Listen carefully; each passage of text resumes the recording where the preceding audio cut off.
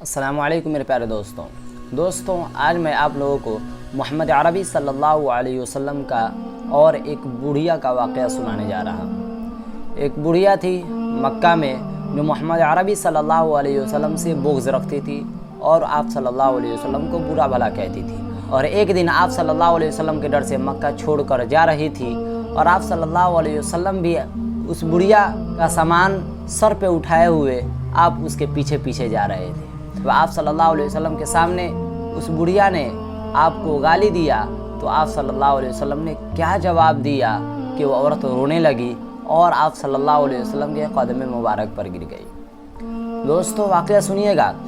जब आप सल्लल्लाहु अलैहि वसल्लम ने दुनिया वालों को बताया कि मैं अल्लाह का नबी मोहम्मद सल्लल्लाहु अलैहि वसल्लम हूँ और मैं अल्लाह का सच्चा और पक्का रसूल हूँ, तो लोग उन पर तरह तरह के जुल्म ढाने लगे। जब आप सल्लल्लाहु अलैहि वसल्लम ने कहा कि ये सब बूतों की पूजा छोड़ दो, ये तुम्हारा ना कुछ बिगाड़ सकती है ना बना सकती है, एक माबूद अल्लाह है जिसकी तुम इबादत करो, तो लोग तरह तरह के जुल्म ढाने लगे। कभी आप सल्लल्लाहु अलैहि वसल्लम सजदे में जाते तो आप सल्लल्लाहु अलैहि वसल्लम के सर मुबारक पर ऊँट की ओजड़ियाँ रख देते, कभी पत्थरों से मारते थे, कभी गाली देते थे, लेकिन हर दुख और हर परेशानी आप सल्लल्लाहु अलैहि वसल्लम बर्दाश्त करके अल्लाह ताला के दीन को फैलाते रहे, इस्लाम की दावत देते रहे। एक दिन आप सल्लल्लाहु अलैहि वसल्लम ने देखा कि एक बुढ़िया अपने दरवाजे पर अपने मोटरी में या अपने बोरे में सामान बांध कर बैठी हुई है। उसने सुना था कि मक्का में कोई जादूगर आया है, जो भी उससे मिलता है वो उसका दीन छीन लेता है। कहीं ऐसा ना हो कि मुझसे भी उनका मुलाकात हो जाए और वो मेरा भी दीन छीन ले। इससे बेहतर है कि मैं ये शहर छोड़ दूँ। उसी वक्त आप सल्लल्लाहु अलैहि वसल्लम वहाँ से गुजर रहे थे तो उस बूढ़ी औरत ने कहा, भतीजे ये सामान मेरे सर पे रख दो। जब आप सल्लल्लाहु अलैहि वसल्लम आगे बढ़े और सामान को उठाया तो सामान वज़नी था, भारी था। तो आपने फरमाया, अम्मा ये सामान बहुत भारी है, अगर आप बूढ़ी हो चुकी हैं, आप मुझे इजाज़त दें तो मैं अपने सर पर यह सामान उठाकर आपके मंजिल तक पहुंचा दूं। तो उस बूढ़ी औरत ने जवाब दिया कि ए नौजवान, इससे बड़ी मेहरबानी और क्या होगी। तो आप सल्लल्लाहु अलैहि वसल्लम ने उस बूढ़ी औरत का सामान अपने सर पे उठाया और आप सल्लल्लाहु अलैहि वसल्लम उसके पीछे पीछे उसके साथ साथ चलने लगे।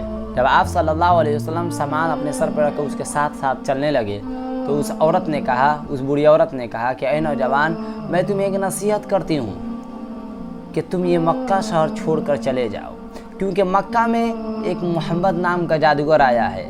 उसके ज़ुबान में इतनी तासीर, इतनी असर है कि जो भी उससे मिलता है वो उसका ईमान छीन लेता है, जो भी उससे मिलता है वो उसका हो जाता है। वो एक जादूगर है और वो अपने आप को नबी कहता है, रसूल कहता है और हमारे बूतों को पूजा करने से रोकता है और हमारे बूतों को झूठा कहता है।